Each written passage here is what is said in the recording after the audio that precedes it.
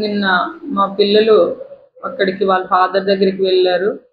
మేము వస్తున్నామని కూడా పిల్లలు మెసేజ్ పెట్టడం జరిగింది. మరి ఏం జరుగుతుందో తెలియదు. పలాసలో కూడా ఒకసారి వెళ్ళారు వాళ్ళ ఫాదర్ కలడానికి. ఎందుకంటే పిల్లలకి మంచి అటాచ్మెంట్ వాళ్ళ ఫాదర్తోని. ఆయన ఏం జరిగిందో, ఎవరి ట్రాప్లో పడిపోయారో, ఏం జరిగిందో తెలీదు. మా ఫ్యామిలీ ఈరోజు రోడ్డు మీద పడవలసిన పొజిషన్ వచ్చింది. అధిష్టానం దృష్టిలో కూడా నేను పెట్టడం జరిగింది. సర్దుబాటు చేయాలని ఒక ఆలోచనతో చెప్పడం జరిగింది. మరి అధిష్టానం దగ్గర ఆయన ఏం చెప్తున్నారో తెలీదు. నా వ్యక్తిగత సమస్య అని చెప్తున్నారా, ఏం సమస్య? ఇది పార్టీ సమస్య కూడా ఉందండి. ఇక్కడ క్యాడర్ కూడా సఫర్ అవుతున్నారు. ఎందుకనంటే ఇల్లీగల్ అఫైర్స్ పార్టీ కూడా బాగా డ్యామేజ్ అవుతుంది. ఇక్కడ చాలా దారుణంగా ఉంది. ముందు కూడా నేను సీఎం గారి దృష్టిలోనే, అధిష్టానం దృష్టిలో కూడా, పెద్దల దృష్టిలో కూడా పెట్టడం చెప్పాను. ఎందుకైనా సర్దుకుంటారని ఒక ఆలోచనతో చెప్పాను. ఆవిడ చాలా వర్స్ట్ లేడీ అండి. ఆవిడకి చాలా మందితో ఇల్లీగల్ అఫైర్స్ ఉన్నాయి. ఈ ఇల్లీగల్ అఫైర్స్ తో ఆవిడ డబ్బు సంపాదించుకునే కార్యక్రమం చేసుకుంటుంది. చాలా మంది పిల్లల భవిష్యత్తులను కూడా ఆవిడ తీసింది. చాలా మంది కోలాటము, డాన్స్ అని పేరు పెట్టుకొని ఇంటిలోన ఈ బయటికి డాన్స్ అని పెట్టి ఇంట్లోన చాలా తప్పుడు కార్యక్రమాలు చేస్తుంది. దానివల్ల మా ఇంట్లోకి చేరింది ఇప్పుడు ఆవిడ.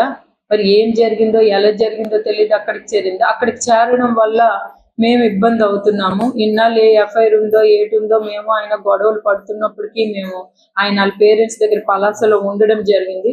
ఎలక్షన్ ముందు ఆయన ఇక్కడికి రావడం జరిగింది. ఇక్కడ అప్పటి నుండి ఇక్కడే ఆవిడ ఉంటుంది అనేది మేము వింటున్నాము. ఆవిడ ఏంటంటే వీడియోలు తీసి పెట్టడం, చాలా తప్పుడుగా బిహేవ్ చేయడం. ఇప్పటికే ఆవిడకి నాకు తెలిసి 2-3 మ్యారేజెస్ కూడా అయ్యాయి. అలానే ఆవిడ ఇల్లీగల్ అఫైర్సే కాకుండా ఆవిడ వృత్తే అది.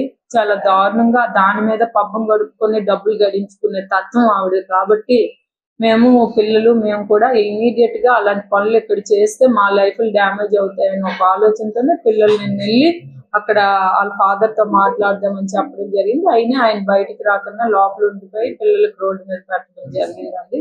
దీన్ని ఎట్టి పరిస్థితుల్లో పిల్లలు గాని నేను గాని ఆపేది లేదు. ఎందుకంటే ఇది ఆయన సొంతూరు కాదు.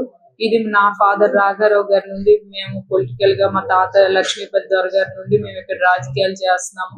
100 ఎకరాల ఆస్తులు అమ్ముకొని మేము విలువలతో ఉన్నాము. మా లాంటి ఫ్యామిలీలోనే ఇలాంటి డ్యామేజ్ జరిగితే నా పిల్లల భవిష్యత్తు పోద్ది. కాబట్టి ఎట్టి పరిస్థితుల్లో దీనికి ఒక ఎండ్ పాయింట్ వచ్చినంత వరకు మాత్రం మేము ఆగేది లేదండి. మేము ఇళ్లలోనే ఇలాంటి తప్పుడు పనులు చేసుకుంటే మాత్రం మేము సాధించే పరిస్థితి ఉండదు అనేది మేము తెలియజేస్తాం. మేడం, దీనికి ముందు మీ ఫ్యామిలీ వాళ్ళు అంటే మీ ఫ్యామిలీ, మీ డాడీ కావచ్చు, మీ మమ్మీ కావచ్చు, వాళ్ళకు కూడా ఎంతవరకు మీరు చెప్పకపోయినా తెలిసి ఉంటుంది.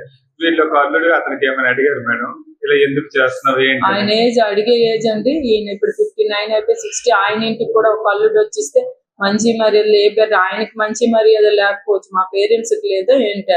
ఆయన సర్దుకోవాలి, బయటికి రాకుండా ఉండాలి. కానీ ఈ అడిగే ఏజ్ అయింది. ఒక మా వెళ్ళి అడిగే ఏజా, లేకపోతే నేనేమైనా మా పేరెంట్స్ నేనేమైనా హౌస్ వైఫ్ నేను నలుగురికి మంచి చెడు చెప్పుకొని పెద్దలు నా దగ్గరికి 100 మంది ఫ్యామిలీ ఇష్యూస్ తో వస్తే నేను కన్సోల్ చేసిన దాన్ని, నాకు ఒక 50 years వచ్చి నా ఇంటికి ఒక అల్లుడు వచ్చి నేను ఎలాగండి ఇట్లాంటి పేరెంట్స్ తెలిసినా నేను ఎప్పుడు ఇన్వాల్వ్ డాడీ అడిగితే నేను ఎప్పుడు ఇన్వాల్వ్ అవ్వద్దన్నాను. వాళ్ళు ఇన్వాల్వ్ అవ్వరు కూడా. నాకు ముందే నేను చెప్పాను ఈ ఇష్యూలో ఇన్వాల్వ్ అవ్వద్దు అని చెప్పాను. ఎందుకంటే అడిగే ఏజ్ కాదు మాది, పేరెంట్స్ దూరే ఏజ్ కాదు ఇది. ఎలాగ మాట్లాడతాం మనం అలాంటివి? నాకు షై ఫీలింగ్ ఇవి. మేడం, పిల్లలు డాడీ అని ఫోన్ చేసేటప్పుడు రిప్లై కొని ఇచ్చేటోళ్ళు మేడం. ఏవో మెసేజ్లు నచ్చితే పెట్టేవాడు, నచ్చకపోతే ఇచ్చేసేవారు. రాత్రి 2 వరకు అక్కడే ఉన్నారు. మీరు చూసారు, మీకు తెలుసో తెలీదు, అక్కడే ఉన్నారు. నైట్ 2 వరకు స్టే చేశారు ఆ పిల్లలు. చాలా దారుణం అండి.